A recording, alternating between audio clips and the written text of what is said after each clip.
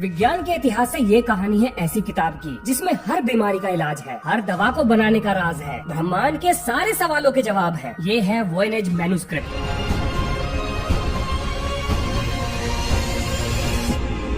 किसने लिखी है ये किताब, क्यों लिखी है ये किताब, किस भाषा में लिखी गई है ये किताब और क्यों इसके कोड को दुनिया के सबसे शक्तिशाली कंप्यूटर्स भी तोड़ नहीं पाए। 1912 फ्रस्काती इटली में एक Polish American book seller Wilfred Voynich Jesuit college में किताबें खरीदने जाते हैं। विल्फ्रेड वॉयनेज ये आदमी रेयर किताबों को खरीदने और बेचने का काम करता था। उस समय जेसुइट कॉलेज को पैसे की बहुत जरूरत थी, तो वो विल्फ्रेड वॉयनेज को अपने यहाँ से कुछ किताबें बेचने का मन बनाते हैं। जब वॉयनेज किताबों को छांट रहे थे तो उनकी नजर एक बिना कवर की भद्दी सी किताब पर पड़ती है जिसको बकरे के चमड़े से सीला हुआ था। जब वॉयनेज उस किताब को खोलते हैं तो उस किताब के अंदर सोलर सिस्टम से जुड़ी हुई drawings, astrological events, hybrid plants, ऐसे पेड़ पौधे जिनके ऊपर फलों के रूप में मानव शरीर के अंग लटक रहे थे और ऐसी ऐसी चीजें दर्शाई गई थी जिनका वास्तविकता से कोई भी लेना देना नहीं था। और ये किताब किस भाषा में लिखी थी ये भी समझ में नहीं आ रहा था। और ये बात मायने रखती है क्योंकि वॉयनेज 5 भाषाएं लिख सकते थे और 15 भाषाएं समझ सकते थे, क्योंकि ये आदमी रशिया के अच्छे घराने में पैदा हुआ था, दुनिया की टॉप 3 यूनिवर्सिटी से पढ़ा था, साइबेरिया की जेल में बंद रहा था और जेल तोड़कर लंदन भाग गया था। ये कोई मामूली आदमी नहीं था। और क्योंकि इस अजीबोगरीब किताब को खोजने का श्रेय इस आदमी को जाता है, इसीलिए इस किताब का नाम इस आदमी के नाम पर पड़ा, यानी वॉयनेज मैन्युस्क्रिप्ट। अब वॉयनेज ने इस किताब के कोड को तोड़ने के लिए अपनी पूरी जिंदगी लगा दी, क्योंकि वॉयनेज को ऐसा लगता था कि ये किताब मानव इतिहास की सबसे बेशकीमती चीज है। वॉयनेज पूरी दुनिया में घूम घूम कर एक्सपर्ट कोड ब्रेकर से जाकर मिलने लगे, लेकिन कोई भी इस किताब के कोड को नहीं तोड़ पाया। अपनी रिसर्च के आधार पर वॉयनेज इस नतीजे पर पहुंचे कि शायद ये किताब रॉजर बेकन ने लिखी हो। रॉजर बेकन आज के समय साइंटिफिक कम्युनिटी में इतिहास में सबसे ज्यादा रेस्पेक्टेड केमिस्ट में से एक है। यही है वो जिन्होंने यूरोप को पहली बार गन पाउडर का फॉर्मूला दिया था, लेकिन इनका भी जीवन परेशानियों से भरा पड़ा था। अब क्योंकि जिस जमाने में ये साइंस की प्रैक्टिस कर रहे थे, उस जमाने में साइंस की प्रैक्टिस को चर्च के रूल्स के खिलाफ माना जाता था, तो ये बहुत सारे लोगों की आंख का कांटा बने हुए थे। अब रॉजर बेकन की इन साइंटिफिक हरकतों को देखते हुए उन्हें जेल में डाल दिया जाता है, लेकिन क्योंकि चर्च में कुछ लोग रॉजर बेकन के फेवर में थे, तो इन्हें जेल में ही अपने एक्सपेरिमेंट कंडक्ट करने के लिए सुविधाएं मुहैया कराई जाती हैं। और ऐसा माना जाता है कि रॉजर बेकन ने जेल के अंदर ही सीक्रेट कोड के रूप में अपनी इस किताब को लिखा था। ये एक साइंटिफिक थ्योरी है, इसे अभी तक प्रूव नहीं किया गया है। अब ये बात तो बिल्कुल सही है कि वॉयनेज इस बुक से जुड़ा हुआ कोड नहीं तोड़ पाए थे, लेकिन उनके हाथ एक लेटर लगा था जो कि 1665 में एक फेमस डॉक्टर जॉन मैरिक मार्ची ने लिखा था, जिसमें ये मेंशन था कि उनके पास एक सीक्रेट बुक है जो कि कोडेड भाषा में लिखी है और वो इसके कोड को तोड़ने के लिए इसे अपने एक दोस्त एथानासियस क्रीचर को दे रहे हैं। मार्ची अपने लेटर में ये भी बताते हैं कि ये किताब एक जर्मन राजा के पास थी, जिन्होंने एक भारी भरकम कीमत देकर इस किताब को खरीदा था। और कमाल की बात ये थी कि इस लेटर में रॉजर बेकन को एज अ ऑथर मेंशन किया गया था। अब वॉयनेज के दिमाग में एक सवाल आता है कि आखिर कैसे ये किताब बेकन से जर्मन राजा तक पहुंची। तो वॉयनेज के हिसाब से इस किताब को बेकन से राजा तक पहुंचाने के लिए डॉक्टर डी ने अपनी भूमिका निभाई थी। डॉक्टर डी ये क्वीन एलिजाबेथ द फर्स्ट के कोर्ट के मेंबर थे, एक साइंटिस्ट थे और बहुत यंग एज से इनकी पहुंच रॉजर बेकन के द्वारा लिखी गई किताबों तक थी। अब डॉक्टर डी ने भी इस किताब को डिकोड करने की बहुत कोशिश करी, लेकिन वो फेल हो गए और उसके बाद डॉक्टर डी ने इस किताब को एक जर्मन राजा को बेच दिया। अब इस किताब के अंदर लिखे हुए राज तभी खुल सकते थे अगर कोई इस किताब को डिकोड कर पाए, और इसे डिकोड करने के लिए सबसे पहला काम जो करना था वो ये पता करना था कि आखिर ये किताब लिखी किसने है और लिखी क्यों है और किस भाषा में लिखी है और क्या उसने इन कोड को तोड़ने का कोई तरीका भी लिखा है। इसी चीज की खोज में ये किताब एक जगह से दूसरी जगह भटक रही थी। अब इस किताब के कोड को तोड़ने के लिए और लोगों ने भी अपने हाथ साफ किए थे, जिनमें से एक थे विलियम फ्रीडमैन, जिन्होंने वर्ल्ड वॉर 2 के दौरान जैपनीज कोड पर्पल को तोड़ा था। इन्होंने अपने 30 साल लगा दिए, हाँ जी 30 साल लगा दिए इस किताब के कोड को तोड़ने में, और फाइनली इन्होंने ये कहा कि इसके कोड को तोड़ा नहीं जा सकता। अब 1930 में वॉयनेज का देहांत हो जाता है और ये किताब उनकी पत्नी के पास चली जाती है, और 30 साल बाद उनकी पत्नी की मृत्यु के बाद ये किताब येल लाइब्रेरी में चली जाती है, जहां आज भी ये किताब ऐसी की ऐसी ही रखी है। अब जैसे ही इंटरनेट का चलन बढ़ा, येल लाइब्रेरी ने इस किताब के पेजों को स्कैन करके इंटरनेट में पब्लिश करना शुरू कर दिया और इस किताब के चर्चे पूरी दुनिया में आग की तरह फैल गए। करोड़ों लोग इस किताब के कोड को तोड़ने की कोशिश करने लगे और फिर 2009 में यूनिवर्सिटी ऑफ एरिजोना से एक जबरदस्त खबर आई। अब वैज्ञानिकों ने ये डिसाइड करा कि वो इस किताब की रेडियो कार्बन डेटिंग करेंगे और पता लगाएंगे कि आखिर ये किताब कितनी पुरानी है और ये किस जमाने की है, और उसके हिसाब से अंदाजा लगाया जाएगा कि उस जमाने में कौन कौन ऐसे लोग थे जो इस तरह की साइंटिफिक रिसर्च कर रहे थे, ताकि इस चीज के पास पहुंचा जा सके कि आखिर इस किताब को किसने लिखा होगा। अब रेडियो कार्बन डेटिंग के जो रिजल्ट आए उन्होंने सबको चौंका दिया, क्योंकि ये किताब 13वीं शताब्दी की थी ही नहीं, बल्कि ये किताब 15वीं शताब्दी की निकली। यानी ये किताब रोजर बेकन के द्वारा नहीं लिखी गई थी। इसका मतलब ये हुआ कि जितनी भी थ्योरीज रोजर बेकन को लेकर बनाई गई, सब पर विराम लग गया और घूम फिर कर सभी लोग वहीं आ गए कि आखिर इस किताब को लिखा किसने है। लेकिन ये एक अच्छी खबर थी, क्योंकि अब वैज्ञानिकों को पहला जवाब मिल गया था कि ये किताब 15वीं शताब्दी में लिखी गई है। तो अब इस किताब पर रिसर्च तेज हो गई। अब वैज्ञानिकों का शक घूम कर जाता है महान वैज्ञानिक लियोनार्डो दा विंची की तरफ। क्या ये किताब लियोनार्डो दा विंची ने तो नहीं लिखी थी? एक इंडिपेंडेंट रिसर्चर डॉक्टर शेरवुड ने ये दावा किया कि ये किताब किसी और ने नहीं, बल्कि लियोनार्डो दा विंची ने ही लिखी है, क्योंकि जिस समय की ये किताब है उस समय लियोनार्डो दा विंची से बड़ा वैज्ञानिक कोई था ही नहीं। आप अगर चाहें तो इंटरनेट पर जाकर एडिथ शेरवुड के द्वारा वॉयनेज मैन्युस्क्रिप्ट पर लिखा गया रिसर्च पेपर पढ़ सकते हैं। इस रिसर्च पेपर में उन्होंने ये एविडेंस दिखाए हैं कि क्यों उन्होंने इस किताब को लियोनार्डो दा विंची से जोड़ा था। अब जिस जमाने की ये किताब थी, उस जमाने में बिना किसी इंस्ट्रूमेंट के परफेक्ट सर्कल बहुत कम लोग बना सकते थे, जिनमें से लियोनार्डो दा विंची एक थे। इस किताब के एक पेज पर ऐसा ही एक सर्कल बना हुआ था, जिसमें कुछ औरतें बर्थिंग टब के अंदर बैठी थी। ये सारी औरतें प्रेग्नेंट थी, लेकिन एक औरत प्रेग्नेंट नहीं थी, बल्कि उसके हाथ में एक बच्चा था और इस औरत के हाथ में एक सितारा भी था। डॉक्टर शेरवुड के हिसाब से ये एक बर्थ रिकॉर्ड था। इस कागज पर एरीज की फोटो अप्रैल महीने को दर्शा रही थी और जिस औरत के हाथ में बच्चा था वो एग्जैक्टली हमारी घड़ियों के हिसाब से 10 बजे वाली पोजीशन पर बैठी थी। यानी उस औरत की पोजीशन ठीक बिल्कुल वही थी जो घड़ी में 10 बजे सुइयों की होती है। और कमाल की बात ये है कि लियोनार्डो दा विंची 15 अप्रैल को 10 बजे के आसपास ही पैदा हुए थे। अब क्या ये कोइंसिडेंस है? इस दावे को सपोर्ट करने वाली एक और बात थी, लियोनार्डो दा विंची अपनी सारी किताबें कोड भाषा में लिखते थे और ये किताब भी एक ऐसी कोडेड लैंग्वेज में लिखी थी जिसको तोड़ना असंभव था। अब 2016 में कैनेडियन यूनिवर्सिटी के प्रोफेसर ग्रेग कॉन्ड्रैक्ट की गाइडेंस में आर्टिफिशियल इंटेलिजेंस की मदद से वॉयनेज मैन्युस्क्रिप्ट के कोड को तोड़ने की कोशिश की गई। अब इस रिसर्च का मकसद एक ऐसा कंप्यूटर बनाना था जिसे मानव इतिहास में लिखी गई कोई भी चीज अगर दी जाए तो वो उसको पढ़ भी पाएगा और उसका अर्थ भी बता पाएगा। प्रोफेसर कॉन्ड्रैक्ट ने कंप्यूटर के डाटाबेस में कई सौ मैन्युस्क्रिप्ट से लैंग्वेज को उठाकर कंप्यूटर में डाल दिया, ताकि कंप्यूटर इस डाटाबेस से वॉयनेज मैन्युस्क्रिप्ट की भाषा को कंपेयर करके उसका कोई अर्थ निकाल सके। और क्योंकि ये कंप्यूटर मानव दिमाग से ये काम बहुत तेजी से कर सकता है, तो यहाँ से वैज्ञानिकों को एक उम्मीद जगी कि शायद अब इस किताब के कोड को तोड़ा जा सकता है। और आखिर फिर वो दिन आ ही गया जब कंप्यूटर ने कई हफ्तों की कैलकुलेशन करने के बाद, हाँ जी, कंप्यूटर को कई हफ्ते लगे इस रिजल्ट को देने में, फाइनली कंप्यूटर ने आंसर दिया। और कंप्यूटर ने ये कहा कि ये किताब हिब्रू में लिखी गई थी। और ये किताब हिब्रू में लिखी ही नहीं गई थी, बल्कि ये एक अल्फाग्राम थी। अल्फाग्राम का अर्थ होता है जिसमें हम शब्दों को जंबल वर्ड्स की फॉर्म में लिखते हैं, जैसे कैट को अगर एक्ट लिखा जाए। लेकिन कमाल की बात ये है कि एक्ट का भी एक अल्फाग्राम होता है, तो ये बहुत कंफ्यूजिंग था। अब देखिए इसको डिकोड करने में क्या मुसीबत थी। मान लेते हैं कि आपने एक वर्ड का अर्थ निकाला, अब आपने दूसरे वर्ड का अर्थ निकाला। अब अगर ये दोनों वर्ड एक साथ फिट नहीं बैठ रहे तो आपको ये फिगर आउट करना पड़ेगा कि पहला वर्ड सही था या दूसरा वर्ड सही है। अगर पहला वर्ड सही है तो दूसरे को दोबारा फिगर आउट करो, और अगर दूसरा सही है तो पहले को दोबारा फिगर आउट करो। और इस तरीके से अब तक आपने जितने भी वर्ड फिगर आउट किए हैं उन सारे वर्ड्स को दोबारा मैच करो, और अगर उनमें से एक भी वर्ड गड़बड़ा जाता है तो पूरे सीक्वेंस को दोबारा करो। अब ये सारी जानकारी देने के बाद कंप्यूटर ने अपने हाथ खड़े कर दिए कि भैया मेरे बस की नहीं है इस किताब को डिकोड करना, किसी और को ढूंढो। अब 2017 में एक जर्मन इजिप्शियन एथोलॉजिस्ट ने 3 साल इस किताब पर रिसर्च करी और 2020 में अपना रिसर्च पेपर पब्लिश किया, और उन्होंने इस किताब के बहुत सारे पैराग्राफ्स को डिकोड कर लिया। और उनके हिसाब से